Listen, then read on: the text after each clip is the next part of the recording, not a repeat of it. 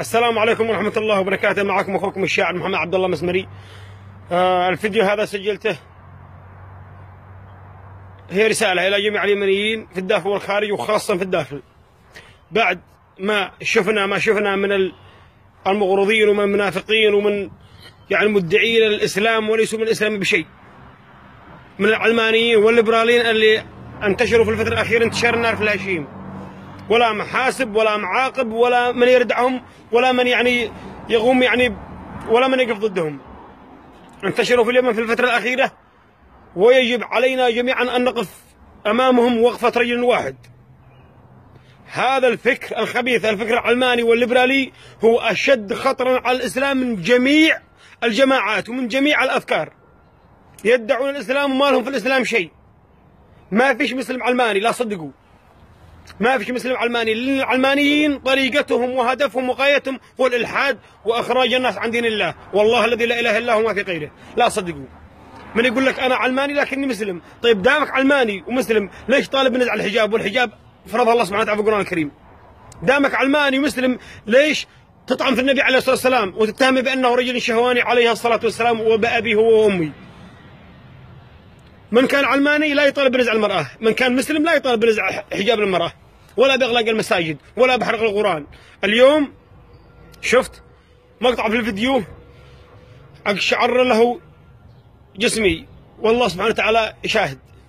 شاب من الشباب في عدن، أعتقد أنه في عدن، من على سطح البيت، فيديو ما هي صورة، وضع القرآن الكريم في الأرض وصور الأذان، أذان الظهر أو العصر، كان يؤذن المؤذن ومن على سطح البيت، وكتب على الفيديو هذا ردا على مقتل الشاب عمر باطويل الذي قتل في عدن، وحط القرآن الكريم في الأرض وبال عليه، بال على كتاب الله سبحانه وتعالى، قال هذا ردا على مقتل عمر باطويل. طيب شفتوا الآن ايش الفكر هذا؟ إذا مطلبهم ليس الحرية ولا حرية المرأة مثل ما ينادون، بالرغم من المرأة المسلمة هي المرأة الوحيدة الحرة في العالم. مطلبهم ليس الحرية ولا الديمقراطية، ولا مطلبهم يعني حقوق الإنسان، ولا إخراج الناس من الظلم كما يقولون، كذب.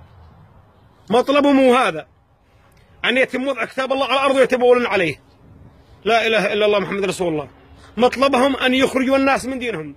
لا يريدون أن يشوفون رجال ولا نساء ملتزمين، لا يريدون أن يشوفون المساجد ممتلئة بالمصلين، لا يريدون أن يسمعون الأذان، لا يريدون أن يرون المرأة محجبة مستورة عفيفة شريفة وهي ماشية، يريدون أن يروا الاختلاط، يريدون أن تمشي المرأة بدون حجاب وبدون ثياب، يريدون أن تصبح المرأة سلعة تباع وتشترى من شخص إلى آخر، يريدون أن تتحول المساجد إلى مراقص ومراكز العلم إلى أماكن للدعارة، يريدون أن تتحول الشواطئ إلى أماكن للتعري والخنوع والسكر.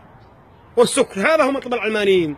يجب أن نكون واضحين وضوح الشمس، هذا هو مطلبهم، والله ما لهم مطلب ثاني.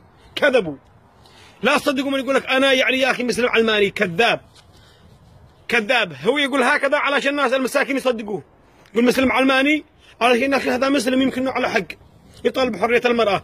طيب إيش حرية المرأة عندكم من العلمانيين؟ حرية المرأة أن ينتزع حجابها وتصبح في الشارع بدون حجاب؟ هل حرية المرأة أن تكشف على جسمها وتمشي في الشارع؟ هل حرية المرأة أن تطلع بدون محرم؟ هل حرية المرأة أن تخرج بدون إذن من أبوها أو زوجها أو أخوها؟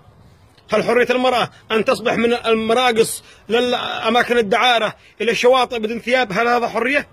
هذا بيع وشراء في النساء، متاجرة بالنساء، ما هي حرية. أن تصبح المرأة من رجل إلى رجل ومن يعني غرف نوم إلى غرف نوم، هذه ما هي حرية، هذه دعارة. وهذا هو مطلب العلمانيين. لا تصدقوا، لا تصدقوا، ما في مسلم علماني.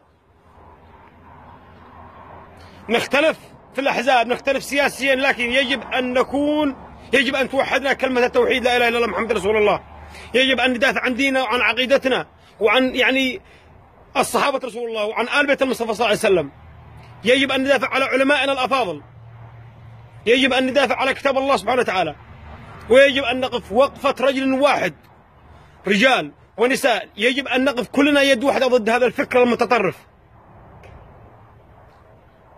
العلمانيين والليبراليين روحين في جسد واحد، والوسيله يعني يتخذوا الحريه ومطالبه الحقوق وسيله للوصول الى غايه، وغايتهم والله الذي لا اله الا هو ما سواها الا الالحاد.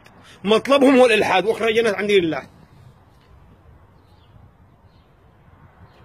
تناقشت اول امس انا وبعض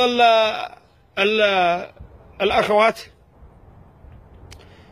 يعني تقول ان في يعني هيهانه في امريكا، تقول في هذا الثلاث سنين 2 من صاحباتها دي ما عاد لا يعني من صديقات المدرسه اللي معها دي لا عاد يهتم يعني بدين ولا عاد يهتم يعني بقران. ما يقول لها لا تقول وش من الله وايش الله حكم. شوفوا الوطن العربي كيف القتل والدم وبلا بلا بلا بلا هذا كل هذا، وتقول يا رب فين الرب؟ لو الرب موجود كانوا يعني انقذهم. شوفوا على فكر شبابنا وبناتنا في خطر. عمر ما طويل انا لا يعني اؤيد يعني طريقه القتل التي تم بها التي قتلوا بها.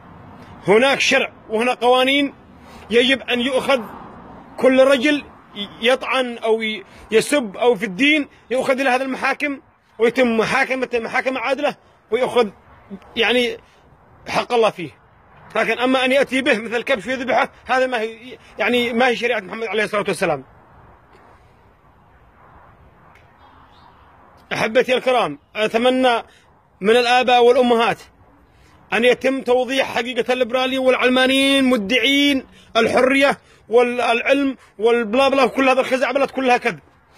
هناك محاضرات للشيخ كشك وللشيخ الشعراوي رحمهم الله وللشيخ ممدوح الحربي، محاضرات عن العلمانيه وما هي العلمانيه واسباب العلمانيه واكبر الشخصيات لها، وش عملت العلمانيه وش سوت وكيف الوطن العربي الان بادئ.